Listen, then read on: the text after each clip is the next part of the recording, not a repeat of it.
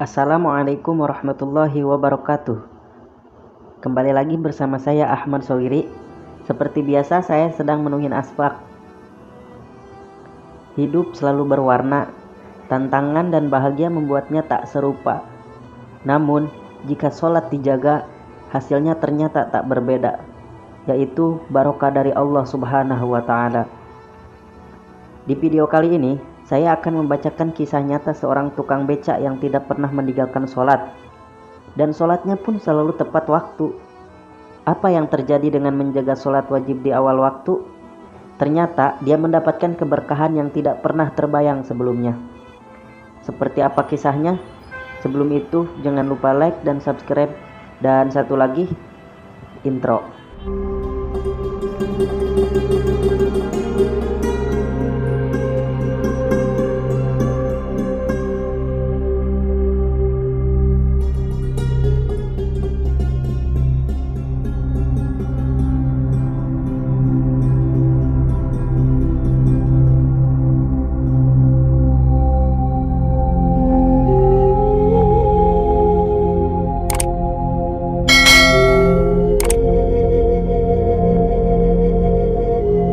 Tukang beca ini, sebut saja namanya Udin.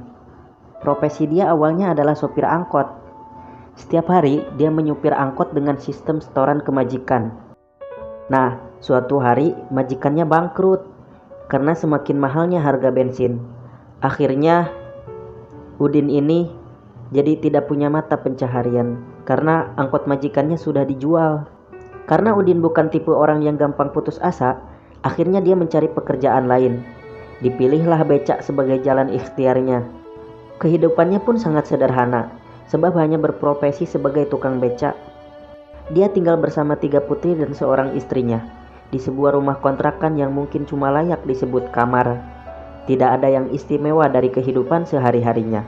Namun setelah dicermati, ternyata ada satu hal yang membuat Udin berbeda dari abang becak lainnya, bahkan dari kebanyakan kita.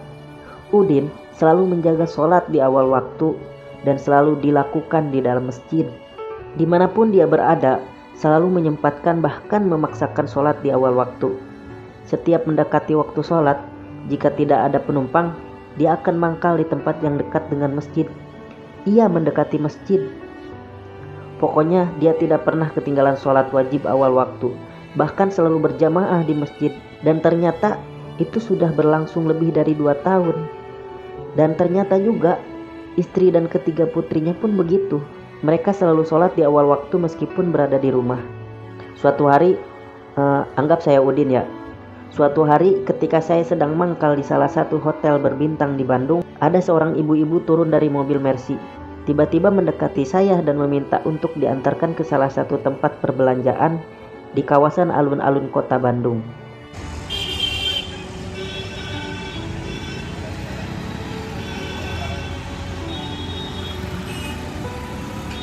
Ketika si ibu itu bilang minta diantar memakai beca, saya malah balik nanya, "Enggak salah bu naik beca?" "Enggak bang, jalanan macet, biar mobil disimpan di hotel aja. Sekalian sopir saya istirahat," kata si ibu. Maka diantarlah si ibu tadi ke pusat perbelanjaan yang dia minta. Ketika mendekati alun-alun Bandung, terdengar suara azan zuhur dari Masjid Raya Jawa Barat. Saya langsung belokkan beca ke peralatan parkir masjid. Si ibu pun heran dengan apa yang saya lakukan. "Bang, kok berhenti di sini?" kata si ibu. "Ya bu, udah azan. Allah udah manggil kita buat sholat.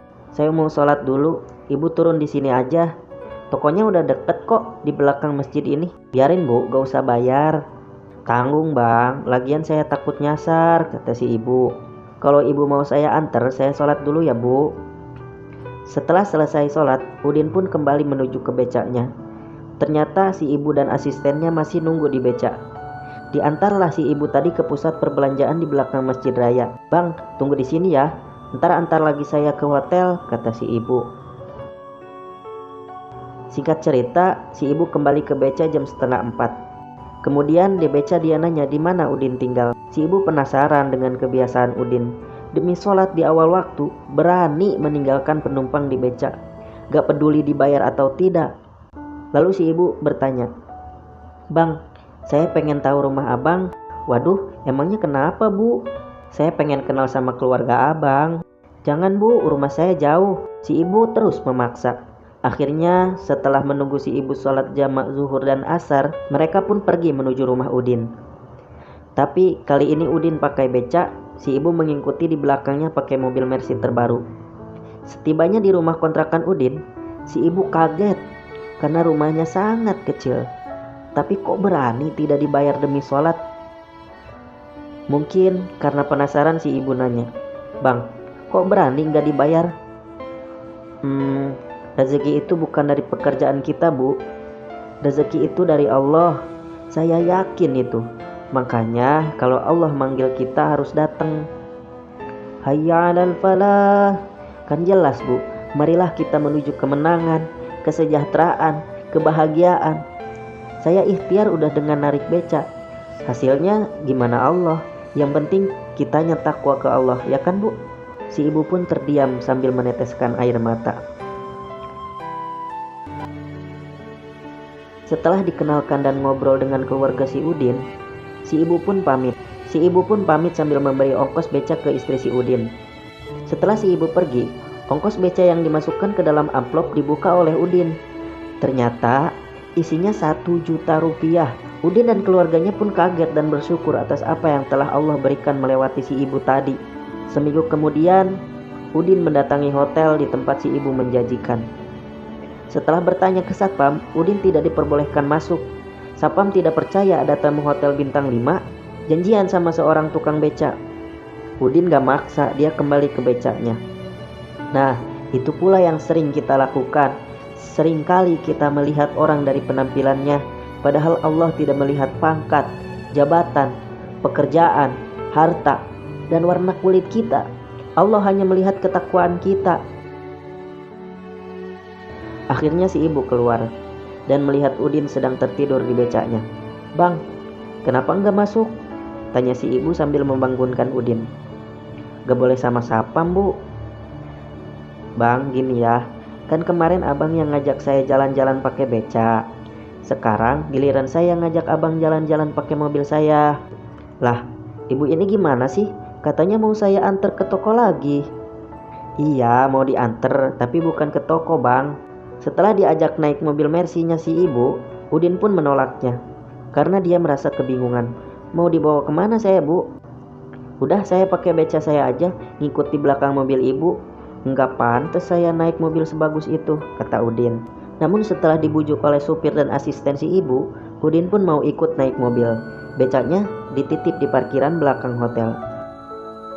Berangkatlah mereka dari hotel. Masih dengan rasa penasaran, Udin pun bertanya, "Mau kemana sih bu?" Di salah satu kantor bank syariah, mereka pun berhenti. "Bang, pinjam KTP-nya ya," kata asisten si ibu. "Waduh, apalagi nih," pikir si Udin. "Buat apa neng? Kok saya diajakin ke bank, terus KTP buat apa?" Akhirnya asisten si ibu menjelaskan bahwa ketika minggu lalu mereka diantar Udin belanja, si ibu mendapatkan sebuah pelajaran hidup yang sangat mendalam, di mana seorang abang becak dengan kehidupan yang pas-pasan tapi begitu percaya kepada janji Allah. Sementara si ibu yang merupakan seorang pengusaha besar dan suaminya pun pengusaha, selama ini kadang ragu pada janji Allah. Seringkali akibat kesibukan mengurus usaha, belanja, meeting, dan lain-lain, dia menunda-nunda sholatnya.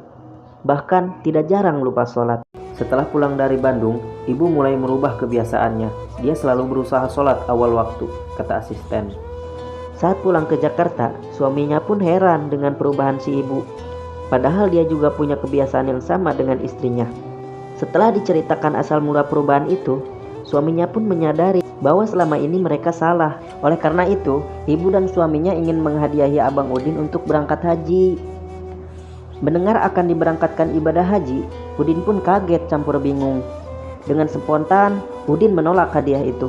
"Nggak mau neng, saya nggak mau berangkat haji dulu." "Ya meskipun itu doa saya tiap hari." "Loh kok nggak mau bang?" kata asisten. "Apa kata tetangga dan saudara-saudara saya nanti neng? Saat saya pulang berhaji, kok ke haji bisa tapi masih ngebeca? Memang berangkat haji adalah cita-cita saya. Tapi nanti setelah saya mendapatkan pekerjaan selain narik beca, Neng. Akhirnya asisten berdiskusi dengan si ibu. Sambil menunggu mereka berdiskusi, Udin pun tidak henti-hentinya bertanya pada Allah, "Ya Allah, pertanda apakah ini?" Tidak lama si ibu menghampiri Udin dan bertanya, "Bang, kan abang bisa bawa mobil. Bagaimana kalau menjadi supir di perusahaan saya di Jakarta?" "Waduh, Jakarta ya, Bu. Ntar keluarga saya gimana di sini? Anak-anak masih butuh bimbingan saya, apalagi semuanya perempuan." "Kayaknya enggak deh, Bu, biar saya pulang aja deh. Insya Allah, kalau Allah ridho, lain kali pasti saya diundang untuk berhaji." Akhirnya si ibu membujuk Udin untuk mendaftar haji dulu. Berangkatnya mau kapan terserah, yang penting dia menjalankan amanat suaminya. Kemudian si ibu menelepon suaminya, menjelaskan kondisi yang ada mengenai Udin. Setelah selesai mendaftar haji di bank, kemudian mereka pergi menuju sebuah dealer mobil. "Kok masuk ke dealer mobil, Bu? Ibu mau beli mobil lagi? Mobil ini kurang bagus gimana?" Sambil tersenyum, si ibu meminta Udin menunggu di mobil. Dia pun turun bersama asistennya. Selang setengah jam, si ibu kembali ke mobil sambil membawa kwitansi pembayaran tanda jadi mobil. "Nih Bang, barusan saya sudah membayar tanda jadi pembelian mobil angkutan umum. Pelunasannya nanti kalau trayek sudah diurus. Mobil angkutan umum ini buat Bang Udin, hadiah dari suami saya," kata si ibu. Jadi sambil menunggu keberangkatan abang ke haji tahun depan, abang bisa menabung dengan usaha dari mobil angkutan milik sendiri. Sambil meneteskan air mata, tidak henti-hentinya Udin mengucap syukur kepada Allah. "Ini bukan dari saya dan suami saya, ini dari Allah melalui perantara saya," kata si ibu. "Hadiah, karena abang selalu menjaga sholat di awal waktu. Dan itu menjadi pelajaran yang sangat berharga bagi saya dan suami. Mudah-mudahan kita semua bisa istiqomah menjaga sholat awal waktu ya Bang," kata ibu. Akhirnya mereka pun kembali ke hotel. Cerita ini merupakan kisah nyata, meskipun ada beberapa penambahan dan pengurangan dalam penuturannya.